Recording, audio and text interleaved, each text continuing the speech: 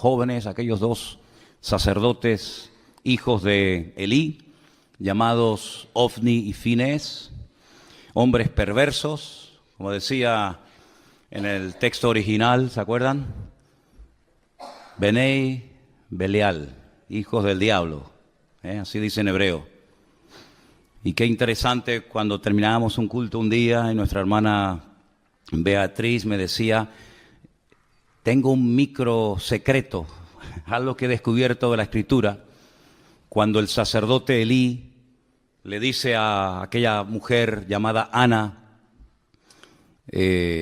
digiere tu vino, mujer ebria, ella le dice: yo no soy una hija de Belial, Yo lo que soy es una mujer acongojada, con problemas, con luchas internas y con un gran dolor en mi alma, porque hasta el día de hoy he querido ser madre y no he podido. Y yo estoy derramando, le dice ella al sacerdote Elí, mi alma delante del Señor. Entonces el sacerdote Elí la despide en paz y le dice: bueno, que el Señor te conceda la petición de tu corazón. Y ella se va y al poco tiempo queda embarazada y da a luz nada más y nada menos que al que escribió estos libros, Primera y Segunda de Samuel. Digamos que sería el último juez, esa larga lista de jueces. Samuel es el último en la lista, un hombre que estuvo 40 años juzgando al pueblo de Israel. Y en el capítulo 4, después de hablar al pueblo y después de bendecirlo, etc., Israel toma la iniciativa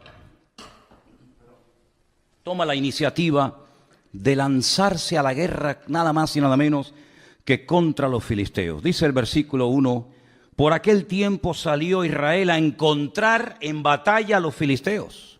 Los filisteos no le estaban atacando, fueron ellos los que dijeron: vamos a atacar, vamos a encontrar, vamos a ponernos en el camino y vamos a hacerle la guerra a los filisteos. Y dice que Israel acampó junto a un lugar llamado Ebenezer, la piedra que me ayuda, o como algunos han traducido, hasta aquí nos ha ayudado el Señor. Y los filisteos acamparon en Afec, lugar que significa la fortaleza. Ahí estaban uno enfrente del otro, el valle en el centro. Y es terrible porque dice que los filisteos vencieron a Israel. Miren lo que dice el versículo 2.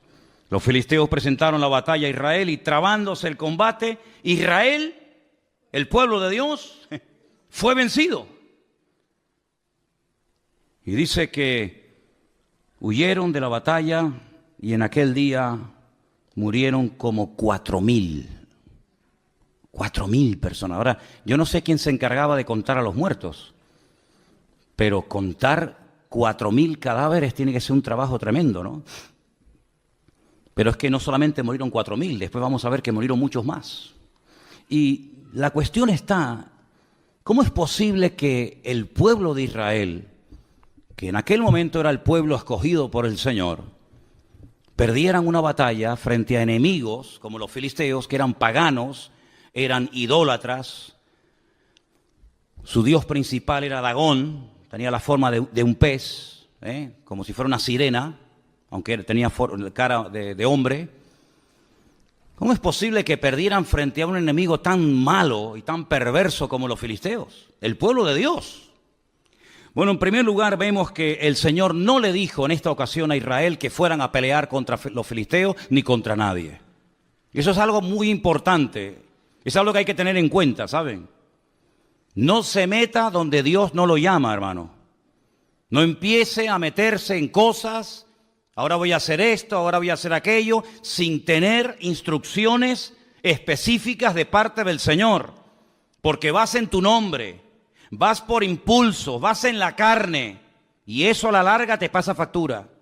¿Quién le dice a Israel: váyanse a la guerra y peleen contra los filisteos? Nadie. No es como en otras ocasiones que Dios habla y Dios revela su plan y su propósito al pueblo, sino que en esta ocasión Israel dice: vamos a pelear. En un golpe de impulsividad o de emoción, vamos a pelear contra los filisteos, que era una nación, que era un pueblo que estaba en la costa mediterránea, tremendamente poderoso, y se metieron en una batalla sin prepararse espiritualmente. Si no solamente no tienen una palabra específica del Señor, sino que no están preparados espiritualmente. Es más, si uno analiza el estado espiritual de Israel en aquel tiempo, no era el mejor, sino más bien todo lo contrario, era cuando peor estaban. Fíjense cómo estaba el liderazgo. Ofni y Fines,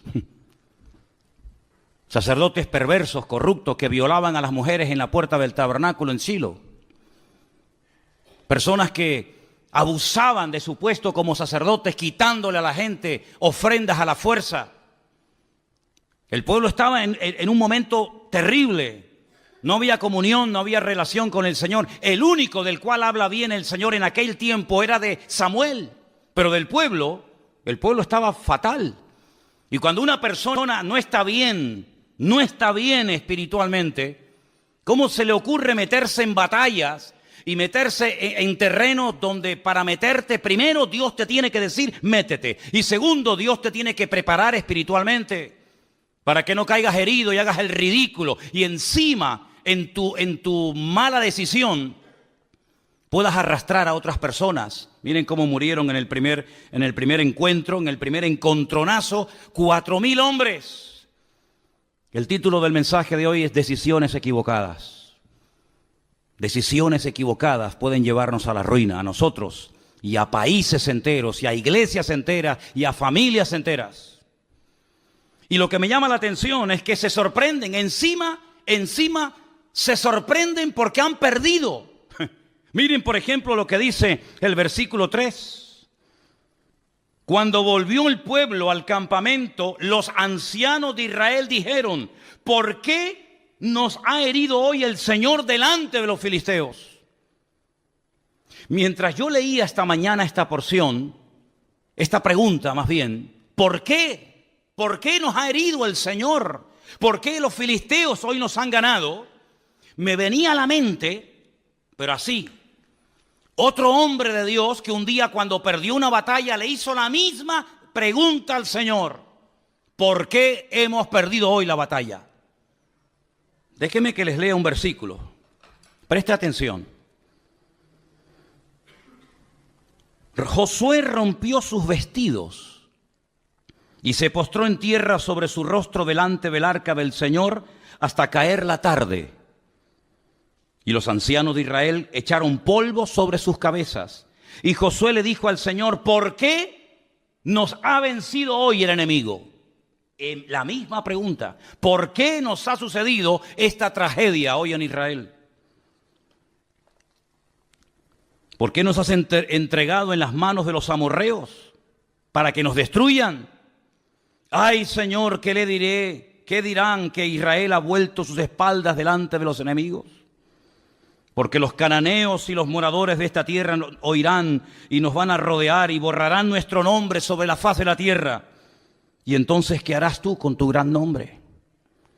Pero espérense, la diferencia entre la pregunta que le hace el pueblo de Israel al Señor en 1 Samuel 4 y la pregunta que hace en Josué capítulo 7, Josué al Señor, es muy diferente. Porque unos no esperan que Dios responda.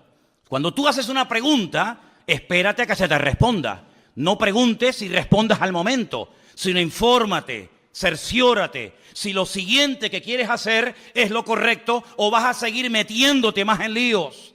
Sin embargo, con Josué fue diferente, porque él rasga sus vestiduras delante del Señor. Él dice, ¿cómo es posible que ayer le ganamos a los de Jericó, una ciudad inmensa, y hoy nos vamos a pelear contra una población, una localidad muy pequeñita llamada Jai, y perdemos? ¿Cómo es posible que al grande le ganemos y al chico perdamos? Y ahora Dios habla y le dice, escuchen, el Señor le dice a Josué, levántate, ¿por qué te postras sobre tu rostro? Israel ha pecado y aún ha quebrantado mi pacto que yo les mandé, y también han tomado del anatema y hasta han hurtado, han mentido y lo han guardado en sus enseres.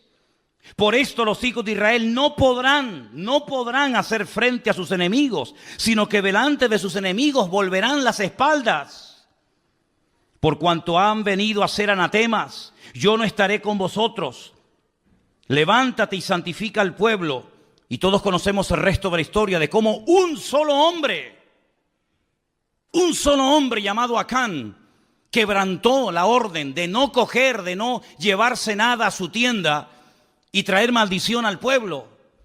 Y entonces cuando ellos santifican, cuando ellos arreglan el problema, se levantan, van a la batalla y vencen al enemigo.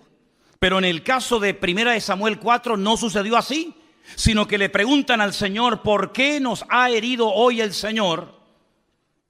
Y no esperan que Dios les hable. Es que a mí me sorprende algunas personas que se enfadan con Dios, se molestan con Dios, porque le han salido algunas cosas mal, y no tienen la paciencia y la sabiduría de decir, bueno, Señor, ¿en qué he pecado? ¿Qué he hecho mal? ¿Hay algo que tengo que corregir? ¿O sigo en la línea en la que voy y me voy a ir a la ruina yo y todos los que están conmigo? No esperaron en el Señor, no dijeron, bueno, vamos a estar un tiempo en oración, en búsqueda sincera y genuina de parte del Señor, sino que automáticamente preguntan y mira lo que hacen. Versículo 3, traigamos a nosotros de Silo el arca del pacto del Señor para que viniendo entre nosotros nos salve de la mano de nuestros enemigos. Otro error más. Primer error, ir a la guerra sin que Dios te lo diga. Segundo error, no prepararse espiritualmente. Tercer error, trasladar el arca del Señor sin ningún mandato específico, creyendo que el arca del Señor es una especie de amuleto contra la mala suerte, creyendo que es una especie de talismán, creyendo que es una especie de objeto milagroso o de lámpara de Aladino, que en cuanto haga presencia en el campamento de Israel, todos los problemas se van a solucionar inmediatamente. ¿Cuánta gente se rodea de cruces, de estampitas, de resguardos, de amuletos, creyendo que de esa manera están protegidos contra los malos espíritus, las malas influencias, que Dios está con ellos? ¿Saben lo que demuestran las personas que recurren a cosas creadas por el ser humano para autoprotegerse contra el mundo espiritual? ¿Saben lo que demuestran? Que no conocen a Dios. Porque si conocieran a Dios, sabrían perfectamente que Dios no necesita de nada ni de nadie para proteger tu vida y pelear tus batallas. No tenemos que llevar cruces en el cuello para protegernos de nada. No tenemos que llevar ningún tipo de amuleto, de resguardo para decir, ay, es que por si acaso me hacen algo o por si acaso alguien me hace algo. No, mi hermano, el ángel del Señor acampa alrededor de los que le temen y los defiende, dice la Biblia. Y decía el rey David, y de esto sabía mucho, y aunque un ejército acampe contra mí, no temerá mi corazón, porque el Señor es mi luz y mi salvación. Bendito sea Dios. Ellos dijeron, no, traigamos el arca. No importa si estamos en pecado, no importa. No importa si nos llevamos mal los unos contra los otros. No importa si la santidad ya es la asignatura pendiente. No importa si estamos bien o mal. Traigamos el arca, que al fin y al cabo no cuesta nada traer un mueble, trasladarlo de un sitio a otro, y el arca por sí misma nos defenderá contra el enemigo. Pero el arca no fue diseñada ni creada por el Señor para tales objetivos. El arca era, digamos, un mueble. Tenemos ahí en la entrada una especie de réplica, ahí tenéis una fotografía de cómo podía ser el arca en aquellos tiempos. En su interior, en esta caja, en este cajón de madera de acacia forrado de oro por dentro y por fuera, se guardaba un poco de maná para recordarle al pueblo de Israel que Dios había suplido milagrosamente durante muchos años el alimento en el desierto. Se guardaban las tablas de los 10 mandamientos, las que rompió Moisés la primera vez y la segunda, que estaban intactas en su interior. Y también la vara de Aarón también se guardaba cerca de este arca. Era un mueble de oro. Arriba pueden ver, en la parte de arriba, entre las alas de los querubines, estaba lo que llamaban el propiciatorio, y era el lugar en donde entraba el sumo sacerdote una vez al año y derramaba la sangre de un sacrificio que previamente había hecho en la entrada, y allí oraba y allí intercedía para que Dios protegiera al pueblo de Israel durante un año más, hasta el próximo día del Yom Kippur, el día del perdón. Tremendo. Parece que el pueblo de Israel no termina de aprender la lección. No es la primera vez que recurren a un objeto creado, no es la primera vez que recurren a un objeto depositando su fe en el objeto más que en el Dios del objeto. Ya lo habían hecho en el monte Sinaí, ¿se acuerdan? Cuando dice la Biblia que según ellos, Moisés tardaba mucho. No sabían qué había ocurrido con el varón de Dios. Y entonces dijeron, mira, como no sabemos lo que ha pasado con este hombre, si está vivo, si está muerto, si vendrá o no vendrá más, vamos a hacernos unos dioses que nos vuelva otra vez a llevar por el desierto y volvamos otra vez a Egipto. Y dice la Biblia que Aarón, el hermano de Moisés, le pidió a la gente que les diera zarcillos y pendientes de objetos de oro y lo fundieron y le dieron forma y dice que hicieron un becerro de oro. Y entonces le dijeron, este es el Dios que te sacó de Egipto.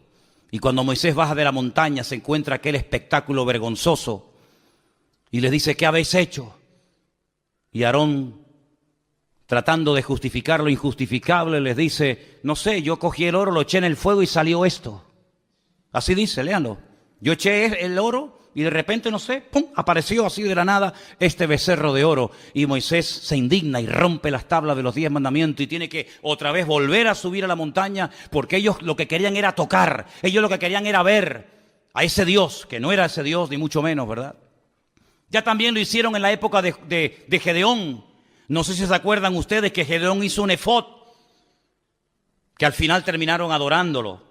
No sé si recuerdan la historia de cuando Moisés peca por murmuración en el desierto y mueren miles de personas. Y el Señor le dice que haga una serpiente de bronce y que la clave en un asta para que la gente cuando la mire, detrás de todo esto hay una explicación extraordinaria. Y dice que aquella serpiente de bronce en los tiempos de los reyes le presentaban incienso y fue objeto de adoración hasta que tuvieron que despedazarla. Y así el hombre tiene siempre como una tendencia a agarrarse a cosas. Y alguien dijo que potencialmente todos los seres humanos tenemos tendencia a la idolatría. Parece mentira. Hay gente que dice, no, yo no adoro a nadie, sí, pero luego pero tus hijos los adoras, ¿verdad? O adoras tu casa, o adoras tu trabajo, tu coche, o tus pertenencias. El hombre siempre está tratando de tener algo a lo cual agarrarse y de poder ver, de poder... Sin embargo, nos olvidamos de aquella palabra tremenda en el Evangelio según San Juan, capítulo 4, cuando el Señor Jesucristo dice que Dios es espíritu. Y los que quieran adorar a ese Dios de espíritu tienen que hacerlo en espíritu y en verdad. Y la palabra del Señor nos enseña que nuestro Dios no se puede hacer, no se puede medir, no se puede pensar, porque nuestro Dios es, primero, inmortal. Segundo, infinito. Dígalo conmigo. Tercero, inmutable. Cuarto, inalterable. Quinto, incomparable. Sexto, inigualable. Séptimo, inescrutable. Y así podríamos estar toda la noche enumerando características de nuestro Dios. Y nuestro Dios prohíbe que se le hagan a Él figuras de oro, de plata, de piedra, de bronce o de lo que sea, sino que al Señor tu Dios adorarás y a Él solo servirás, sin darle ningún tipo de forma, sin darle ningún tipo de medida, sino que nuestro Dios es espíritu y por eso Él ha puesto su espíritu en nosotros para que podamos comunicarnos con Él por la fe y no por vista. ¿Cuántos dicen amén? Pero Israel cayó en la torpeza de creer que porque venía el arca al campamento, lo cual trajo aparentemente mucho júbilo y mucho grito, pero solamente fue eso. Mucho grito, nada más.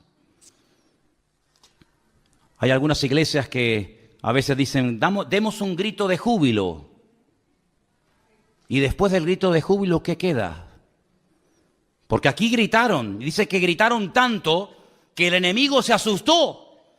Y dice que gritaron de tal manera y con tal volumen que dice que la tierra tembló. Pero no hubo cambios en el mundo espiritual, era todo emoción. Es como cuando dice la Biblia que aquellos huesos comenzaron a unirse el uno al otro y lo único que había era ruido, mucho jaleo, pero no había espíritu, no había presencia divina en lo que estaba ocurriendo en aquel lugar. Y en todas nuestras acciones, en todo lo que hagamos, pensemos o planeemos, No solamente tenemos que buscar la expectativa, el ruido, la apariencia, sino tener el aval y el respaldo divino de que Dios está detrás de la obra o de la palabra o de la acción que estoy haciendo. ¿Cuántos dicen amén? El mismo Señor Jesucristo dice, lo que yo digo y lo que yo hago, no lo hago por mi propia cuenta, sino que hago y digo lo que el Padre me autoriza y me ordena que haga y que diga. Eso es un sometimiento total y absoluto a la voluntad divina. En palabras y en acciones, pero en estos nada que ver. Se quejan porque Dios nos ha abandonado, porque el enemigo se ceba con nosotros. Pero escuchen, si vamos un poquito más adelante, por ejemplo, al versículo 10, cuando ellos ya se creen fuertes porque ya tienen el arca de la alianza entre ellos, dice, pelearon pues los filisteos, y otra vez dice, terrible, Israel fue vencido. Ya es la segunda vez. Primera vez te dio una paliza y 4,000 hombres perdieron la vida. Y no aprendes, no hay manera, vas de mal en peor y sigues y sigues y sigues. Pero ¿cuándo nos vamos a dar cuenta que lo natural es un reflejo de lo espiritual? ¿Cuántos millones de veces tengo que decir lo mismo? Que cuando las cosas van mal, Dios te está dando un mensaje que tienes que saber interpretarlo y tienes que pararte y preguntarle al Señor, Señor, ¿qué está ocurriendo? Porque no es como el mundo dice, bueno, es mala suerte, es una mala temporada, no. Sino que la palabra del Señor nos da principios concretos y específicos para que la victoria no sea algo casual, algo esporádico, sino sea la tónica habitual de nuestra vida. Y cuando en mi vida no hay victoria, cuando en mi vida lo único que hay son desgracias, follones, peleas, divisiones, enfermedades, conflictos, etcétera, etcétera, tienes que pararte, querido. Y tienes que preguntarle a tu Dios, que dicho sea de paso, es un Dios de amor, que quiere lo mejor para sus hijos. Señor, ¿qué estoy haciendo mal? No como esto que le decían, ¿por qué nos has abandonado? No, el problema no está que Dios les ha abandonado. El problema es que ustedes han abandonado a Dios. No le eches la culpa a Dios. Como dicen los inconversos que todos conocemos, ¿y si Dios es tan bueno? ¿No has encontrado gente así? Bueno, si Dios es tan bueno, ¿por qué se mueren los niños de hambre? ¿Y por qué hay guerras por aquí? Como si Dios fuera el culpable de todo eso. Y aquí está esa actitud reflejada. ¿Os dais cuenta que el corazón del hombre, da igual si es en el Antiguo, en el Nuevo Testamento, en la Edad Media o en el tiempo presente, el corazón del hombre es igual? Siempre tratando de buscar el chivo expiatorio, siempre tratando de echarle la culpa a algo o a alguien, menos a sí mismo.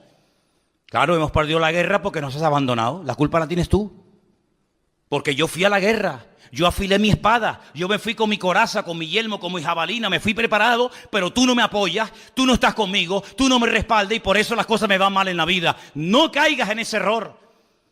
Los que hablan así son los que no conocen a Dios. Los que conocen a Dios pueden llegar a decir, aunque Dios me mate, lo seguiré adorando, porque yo sé que mi Redentor está vivo. Pero los que hablan así, ¿por qué nos has abandonado?, son los que están mal e intentan condenar a Dios para justificarse a sí mismos. Es como en una de las conversaciones profundas que Job mantiene con Dios, donde él intenta presentar argumentos convincentes. Y hay un momento en el que Dios le interrumpe y le dice, pero querido Job, ¿me vas a condenar a mí para justificarte tú? No, queridos. Cuando las cosas en la vida no ruedan y no salen en lo natural, en lo espiritual, en todas las áreas de nuestra vida, no hay bendición, no fluye la bendición de Dios, no tienes una vida atractiva, una vida que la gente diga, yo quiero ser como esa mujer, yo quiero ser como esa familia, yo quiero ser como ese hombre. Cuando tu vida es una vida de tragedia, de desgracia, de lío, de follones, cuando tu vida no es una vida que sea luz, sino es tiniebla, tienes que pararte y no echarle la culpa a Dios, sino preguntarte, Señor, ¿qué estoy haciendo mal? Y el Señor te va a hablar, como le habló Josué, ¿visteis? Y le dijo, no, es que el problema es que hay pecado y Dios no se puede mover y su gloria queda detenida cuando hay pecado y desorden en el pueblo. A mí me sorprende que siga lloviendo. A mí me sorprende que podamos seguir respirando. A mí me sorprende que aún estemos con vida. Y no es por nuestros méritos, sino es por la misericordia y por la gracia de nuestro Dios, ni más ni menos. ¿Estamos de acuerdo, hermanos? Vuelven a pelear y miren lo que pasa. No han aprendido. Hermanos, si no aprendemos de la historia, la volveremos a repetir. Así dijo David Ben-Gurión, primer presidente de Israel. Si no aprendemos de la historia, volveremos a repetir los mismos errores. Y me da la impresión de que hay muchos líderes políticos a nivel mundial que no han aprendido de la historia y que vuelven otra vez a repetir la historia y los mismos errores, y aún peor que en el pasado. Pelearon los filisteos, Israel fue vencido, huyeron cada cual a sus tiendas y fue hecha muy grande mortandad, pues cayeron de Israel 30.000 hombres de a pie. Primeramente habían caído 4.000. Ahora 30.000, ya van 34.000 muertos. Pero cuando tú abres una brecha al pecado, el pecado siempre va más, es como un cáncer. El cáncer no va menos. El cáncer cada vez va más, amigo. Y si empezó de una forma muy sencillita y ahí prácticamente inapreciable, como no se actúe inmediatamente, eso se va a extender y cuando quieras meterle mano es demasiado tarde. No solamente ya han muerto 34.000 hombres, pero 34.000 hombres significa, no digo todos, pero muchos tendrían hijos. ¿Cuántos miles de niños quedaron en aquel tiempo huérfanos por una mala decisión? ¿Cuántas viudas? Porque la mayoría de estos hombres que iban a la guerra eran mayores de 20 años. De hecho, si no tenían 20 años o más, no podían ir a la guerra. Y a esas edades, la mayoría de los hombres ya estaban casados. Es decir, que no solamente quedaron miles de niños huérfanos, sino miles de mujeres quedaron viudas por una mala decisión. Pero no solamente fue eso, sino dice que en aquel segundo encuentro de Israel contra los filisteos, los dos hijos del sacerdote Elí murieron. Ofni y Fines. Versículo 17. El mensajero dijo: Israel huyó delante de los filisteos y también fue hecha gran mortandad en el pueblo, y también tus dos hijos, Ofni y Fines, fueron muertos, y el arca de Dios ha sido tomada. Ya están muriendo hijos por culpa de los padres. Ya no solamente son los padres los que mueren, también son hijos los que están muriendo por las malas decisiones de los padres. Jesús dijo en una ocasión una palabra tremenda, que a veces se cita así muy a la ligera y no nos paramos a pensar en la profundidad que contiene la misma.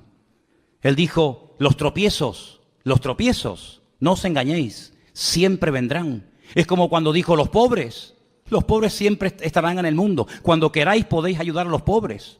Siglo XIX, siglo XX, siempre habrá pobres, siempre habrá miseria, siempre habrá desigualdades, ¿verdad? Ricos, pobres, los que estén bien, los que estén abajo. Y él dijo: tropiezos, problemas y dificultades siempre vendrán, pero ay de aquel que me haga tropezar a uno de mis hijos y a uno de mis pequeños. Porque mejor le fuera haberse atado una piedra de molino al cuello y echarse a la mar que haber hecho tropezar a uno de estos pequeños. Si te quieres reventar y hacer lo que te da la gana, hazlo. Allá tú, con tu conciencia y con tu Dios. Pero ten cuidado que en tu locura arrastres a tus hijos y el día de mañana te pese en el alma y en el corazón haberlos tenido del tingo al tango, ahora aquí y mañana allá, y al final ni comes ni dejas comer a tus hijos. Ten mucho cuidado, porque por la locura de esta gente, no solamente niños quedaron viudos, no solamente huérfanos, no solamente mujeres quedaron viudas, sino que ahora también están comenzando a morir hijos. Y es terrible cuando a veces por nuestras decisiones equivocadas, vuelvo a decir, decisiones equivocadas, título del mensaje de hoy, hacemos tropezar a otras personas que nos siguen, pero no porque te apoyen, sino porque no les queda otro remedio.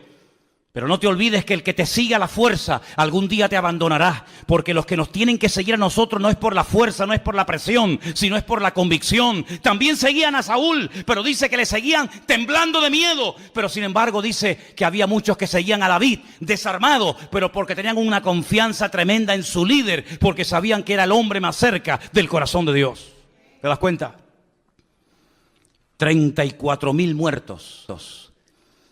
Miles de niños huérfanos, miles de viudas solas, los hijos del sacerdote muertos, Pero hay más todavía, hay más todavía. Porque no doblan su corazón delante de Dios, porque no se humillan. Y cuando no se humilla el pueblo, cuando no pide perdón, el diablo se ceba y el diablo va por todas. Y ahora les roba el utensilio más sagrado en toda la historia del pueblo de Israel.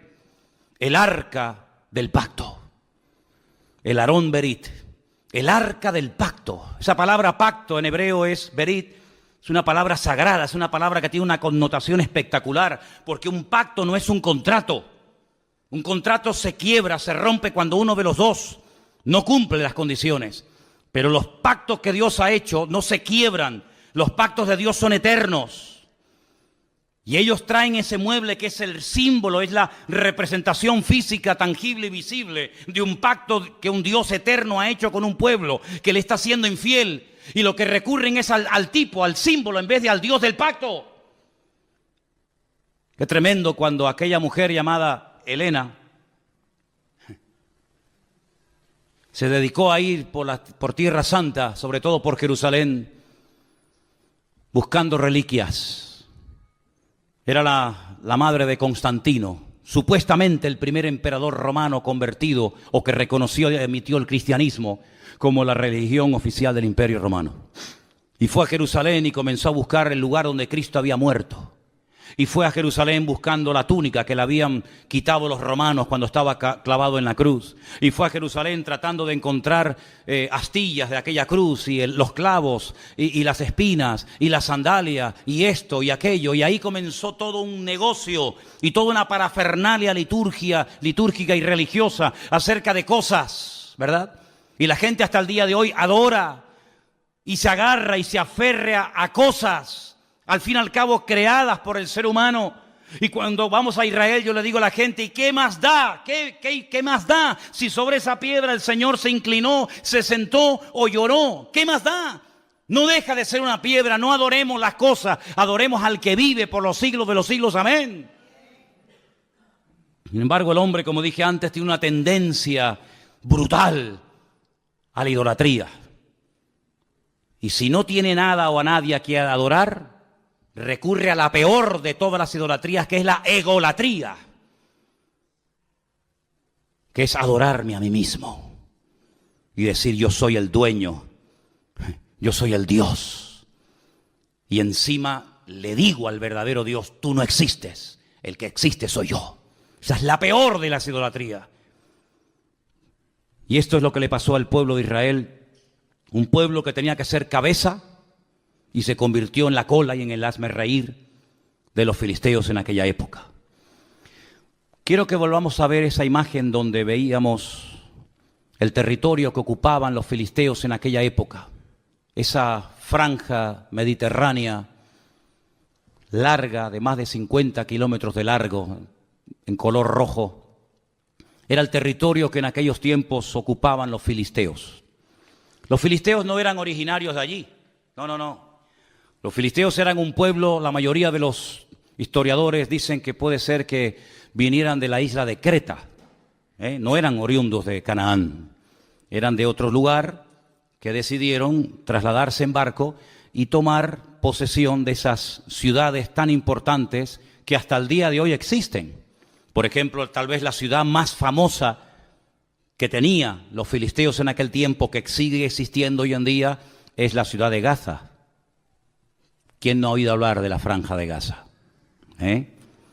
A continuación estaba la ciudad de Askelón, donde murió ¿quién?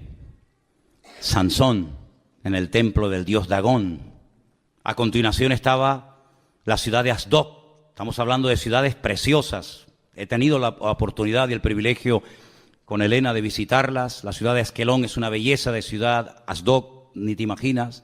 A continuación estaba Ecrón y a continuación estaba Gat. Son las 5 ciudades de los filisteos. Las 5 piedras que David cogió del arroyo era para matar a los 5 gigantes de las 5 ciudades más importantes del Mediterráneo, en aquel tiempo dominadas por los filisteos: Gaza, Asdod, Askelón, Ecrón y Gat. Ellos controlaban la salida y la entrada de mercancías. Los puertos principales, los puertos que en aquel momento operaban, estaban allí. Y ellos podían otear al horizonte las naves que venían con suministros y también controlaban la mercancía que salía del país. Es decir, los filisteos eran expertos en oprimir la economía del país. Eran expertos en decir, esto entra o esto no entra. Esto sale o esto no sale. Es decir, no eran enemigos que solamente peleaban cuerpo a cuerpo con Israel, sino eran enemigos que atacaban el suministro de mercancías, ¿verdad? Toda la infraestructura de los filisteos era precisamente evitar que económicamente el país prosperara, porque ellos eran los que permitían o impedían que las mercancías entraran o salieran del país. Qué interesante, ¿verdad? Cómo cada uno de los enemigos que se afincaron en la tierra de Canaán, cada uno de ellos tenía su característica. Qué tremendo cuando aquel filisteo desafía al pueblo de Dios. Lo vamos a ver más adelante en estos próximos días en el libro de Samuel. Y cómo David reconoce, cómo David discierne espiritualmente que detrás de ese gigante, detrás de esa masa de carne, detrás de ese hombre natural, hay un poder, un principado espiritual que lo que intenta es ahogar y lo que intenta es amedrentar y asustar al pueblo de Dios. El arca es robada, se la llevan los fariseos a su tierra. No es que obraran mejor que los israelitas, pero a veces, escúchame bien, los inconversos son el látigo que Dios utiliza para tratar con tu vida. Escucha bien esto que te acabo de decir. Tal vez lo has oído o tal vez la primera vez en tu vida que un pastor te dice esto. Ten cuidado porque si no escuchas la voz de Dios, si no prestas atención a la voz de Dios, puede ser que Dios le permita a algún inconverso golpearte y humillarte para que busques a Dios sí o sí. No te olvides que Dios puede utilizar al faraón para decirte ven y toma tierras y vive de maravilla, o al mismo faraón o a otro lo puede utilizar para amargarte la vida y para impedirte y coaccionarte tu libertad. Dios puede utilizar a un Nabucodonosor para destruir a un templo y para destruir una civilización y para destruir a todo un pueblo y una ciudad, y al mismo personaje el Señor lo puede utilizar para levantarte y para prosperarte y ponerte con autoridad y con poder en Babilonia, como fue el caso de Daniel, Mesac, Abednego y Misael. No te olvides que Dios puede utilizar a un Ciro, ¿verdad?, para volver a reconstruir el templo, o puede utilizarlo para destruir el templo. En otras palabras, Dios quiere tratar con tu vida sí o sí. En esta iglesia o a la que vayas, no puedes huir del trato de Dios. Si no le escuchas por las buenas, tendrás que escucharlo por las malas.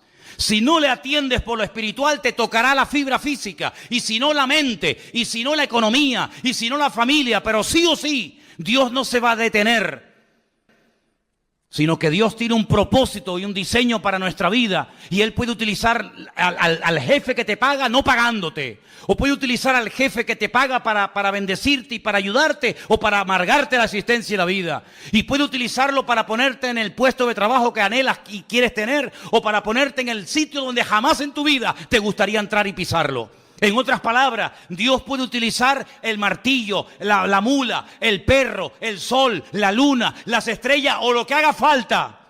Pero a Dios no lo va a detener nada ni nadie, porque Dios dice que no parará de obrar en nosotros hasta que Él venga a buscarnos y quite nuestras arrugas y quite las manchas de nuestra vida. ¿Cuántos dicen amén? Por eso, queridos hermanos, entremos por las buenas en el trato de Dios, porque yo dije en una ocasión, y creo que algunos lo recordarán, que al listo, con una simple mirada, capta el mensaje. Pero al tonto, ni tirándole piedras, se entera de la película. Era como antiguamente, los padres miraban a los hijos y le transmitía telepáticamente un mensaje que el chiquillo interpretaba al momento. No hacía falta traductor de Google ni vainas raras, sino que la simple mirada del viejo, cuando coincidía con la tuya, te estaba diciendo o te quedas quieto, o cuando vaya a casa te meto un cogotazo que te vas a enterar, malcriado. Todo eso te lo decía con la mirada. Hoy en día te manda WhatsApp, abre una página de Facebook tu viejo, te manda todo lo que quiera y no te enteras.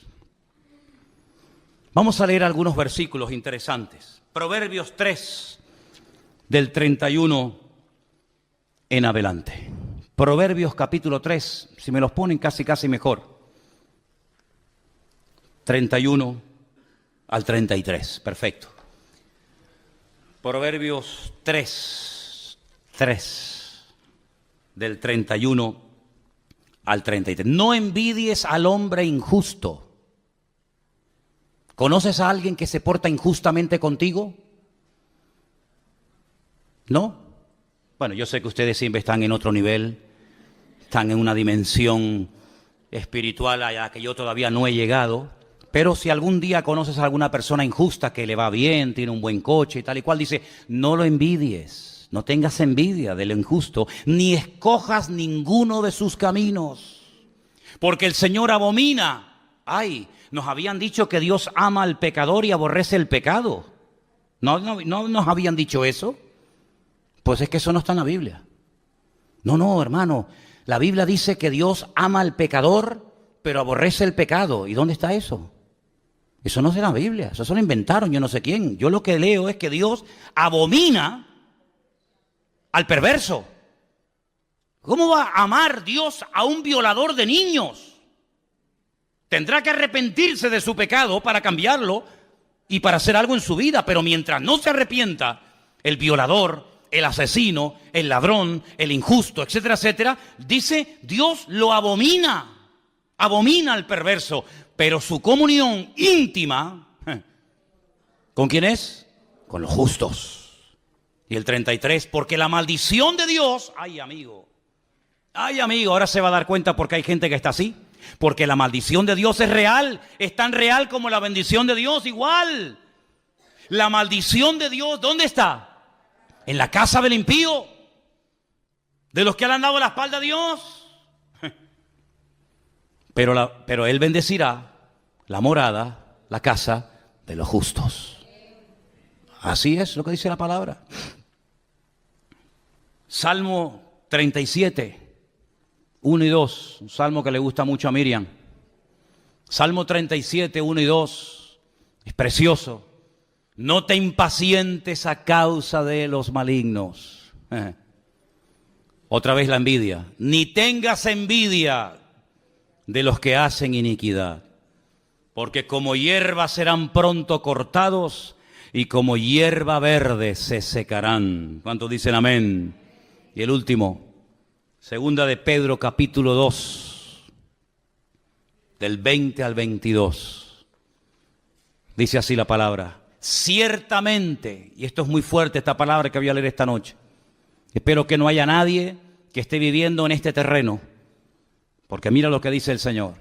Si habiéndose ellos, está hablando de gente que conoció, gente que tuvo un encuentro con el Evangelio, si ellos, habiendo escapado de las contaminaciones del mundo, ¿y cómo escaparon del sistema de valores del mundo? Como dice ahí, de las contaminaciones del mundo. ¿Cómo lo hicieron? Por el conocimiento del Señor y Salvador Jesucristo. Así escaparon de ese mundo. No por fuerza de voluntad. No porque dijeron, bueno, yo me voy a proponer no juntarme con gente mala, voy a intentar cambiar. No es por ese sistema. Sino que hay gente que escapó, logró salir de las contaminaciones del mundo por el conocimiento del Señor y Salvador Jesucristo. Eso está bien claro, ¿sí o no? ¿Sí o no? Dice, enredándose otra vez en ellas, son vencidos, claro. Su postrer estado viene a ser peor que el primero. Porque mejor les hubiera sido no haber conocido el camino de justicia, que después de haberle conocido, volverse atrás del santo mandamiento que les fue dado. Pero les ha acontecido lo del verdadero proverbio, que el perro vuelve al vómito y la puerca lavada a revolcarse en el cieno. Ay, amigo, más claro agua, ¿eh? Aunque usted no lea esto en hebreo, ni en arameo, ni en griego, usted lo entiende perfectamente. Yo tengo que decir como pastor, y me gustaría decir todo lo contrario, pero mentiría si lo hiciera, que nunca he conocido a nadie que se haya apartado de los caminos del Señor, que su vida haya sido una maravilla. Si así fuera, más de uno se vería tentado a decir, oye, separándome del Señor, vivo mejor. Pero es que no hay ni la más mínima tentación en los que hemos nacido de nuevo. No tenemos ni la más mínima tentación de separarnos, de dejar a Dios, de darle las espaldas. ¿Saben por qué? Porque no hay ni una sola persona, se llame quien se llame y viva donde viva, que habiendo conocido al Evangelio y al Señor, apartándose de Él, la vida de fuera mejor. Sino que el Señor los compara con un perro que vomita y se vuelve a comer lo vomitado. Y si lo compara con un cerdo que lo lava y en cuanto encuentra basura, se vuelve a revolcar en él. Y dice, y el postrer estado es peor que al principio. Hermano, si usted no entiende esto, yo ya no sé cómo decírselo. En otras palabras, este pueblo quiere arreglar externamente lo que solamente se puede arreglar internamente. Mira, no le estés regalando tantas flores a tu mujer y después la estás engañando con otra. ¿Me entendiste? Toma, mi amor, un ramito de flores. Es que yo no quiero flores, yo quiero tu corazón. Yo quiero tu fidelidad. Mira, te voy a llevar esta noche a cenar. Métete la cena por donde te quepa. Le diría alguna. Yo no quiero que me des cena. Yo lo que quiero es que estés más tiempo en casa con tu mujer y con tus hijos. Así era Israel. No se arrepienten, no buscan de Dios, no viven en santidad, no ponen sus vidas en orden, pero tráiganos el arca, que trayéndonos el mueble se arregla todo. Es como aquellos que dicen, no, yo tengo una Biblia y te enseñan una Biblia así. ¿Y para qué la quieres? Y el crucifijo, y el rosario, y tantas cosas externas, que lo único que hacen es dar una pincelada de cristianismo, pero tu corazón está lejos. Como decía el Señor, aquellos fariseos de la época, con su boca me adoran, pero su corazón está lejos de mí. Y su temor de Dios no es más que puro mandamiento aprendido de memoria, de padres a hijos, de generación en generación. El Señor, que lo que busca, señales externas, o que verdaderamente cambiemos y hagamos frutos dignos de arrepentimiento. ¿Qué les parece, hermanos? Pues eso es lo que buscaba el Señor en este pueblo en aquel tiempo, y lamentablemente no lo encontró. Quiero terminar contándoles una historia real de un hombre que era científico y viendo cómo estaba el mundo tan deteriorado, tan en pésimas condiciones, intentó en su laboratorio encontrar la respuesta a los males del mundo. Y ahí estaba de noche y de día con sus fórmulas químicas y matemáticas y esto y aquello, tratando de encontrar algo, no sé, algo, una pastilla, un remedio para los problemas del mundo. Pasaba horas y días, semanas enteras en su laboratorio, tratando de encontrar el remedio para los males del mundo. Y cuando estaba allí metido con todo su trabajo y con toda la faena, de repente entra en el laboratorio su niño pequeño de 6, 7 años, revoltoso, toqueteando, jugueteando con todo. Y el padre sabe que no va a poder seguir trabajando porque el chiquillo era muy inquieto. Y entonces no se le ocurre otra cosa al padre que coger una revista donde hay un mapa del mundo, lo arranca, la corta en pedacitos y le dice al niño, toma, tú solo, quiero que arregles el mundo, quiero que pongas cada continente y cada ciudad en su sitio, cada país en su sitio. Y le da esas hojas del mapa rotas y un trozo de una cinta adhesiva para que lo arregle y se lo traiga al padre. El padre dice, bueno, ahí lo tendré aburrido y me dejará trabajar tranquilo. Al poco rato, el niño se acerca al padre y dice, papá, ya está todo arreglado. El padre le dice, no puede ser, no puede ser. A ver, muéstrame qué es lo que has hecho. Y efectivamente, le muestra el mapa perfecto, todo pegadito con cinta adhesiva, cada país en su sitio, cada continente en su sitio, todo en su lugar. El padre se queda sorprendido y le dice, pero hijo, ¿cómo has sido capaz tan rápido, sin conocer tú al mundo, sus ciudades, sus países, sus continentes, cómo has sido capaz de arreglarlo tan rápido? Y le dice, papá, es que yo no sé arreglar el mundo, pero cuando arrancaste la hoja, yo vi que por detrás había la figura de un hombre. Y entonces lo que yo hice fue arreglar primeramente la figura del hombre, que la conozco. Puse los brazos del hombre en su sitio, las piernas, la cabeza, y cuando arreglé al hombre, le di la vuelta y había arreglado el mundo. Eso es lo que intentan hacer los seres humanos, arreglar el mundo. Pero para arreglar el mundo, primeramente hay que arreglar el corazón del hombre. Y el corazón del hombre no lo puede arreglar nadie, más que solamente su Creador, porque Él sabe perfectamente cada cosa en su sitio y cómo poner cada pieza en su lugar. Y entonces, cuando arreglemos nuestra vida, podremos optar por arreglar el mundo, por meternos en la vida de los demás, por ir a batallas guiados por el Señor y no por impulsos carnales, tomando decisiones equivocadas, que lo único que traen es humillación, vergüenza y muerte. ¿Cuántos dicen amén? Cierra tus ojos en esta tarde ahí donde estás. Aleluya. Gracias, mi Señor.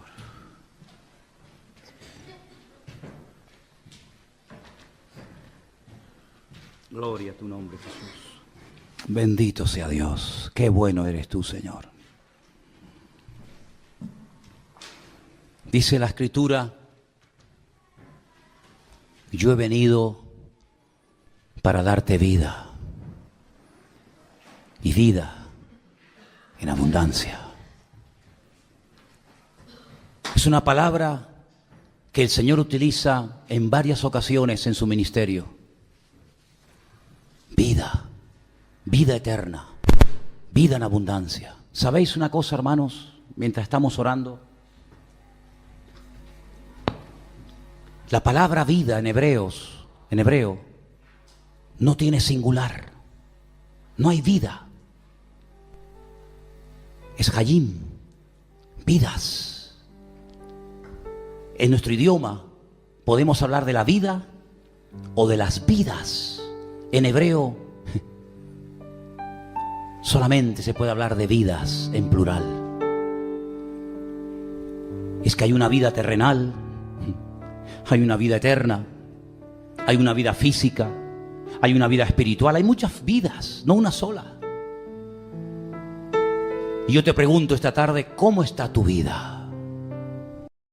Tu vida espiritual, tu vida psicológica, tu vida material. Ese conjunto de elementos que forman tu vida o tus vidas, ¿cómo están? Que el Señor componga nuestras vidas, que nos ordene, que nos consagremos y nos comprometamos a Él, para que no nos ocurra lo que le ocurrió a Israel en los tiempos que hemos visto esta tarde, que eran vencidos y derrotados por el enemigo. Tú has sido creada, diseñada por la mano del Creador, bendito sea su nombre, para que tu vida sea una vida de bendición y una vida con propósito, no una vida rota, no una vida despedazada, hecha a pedazos.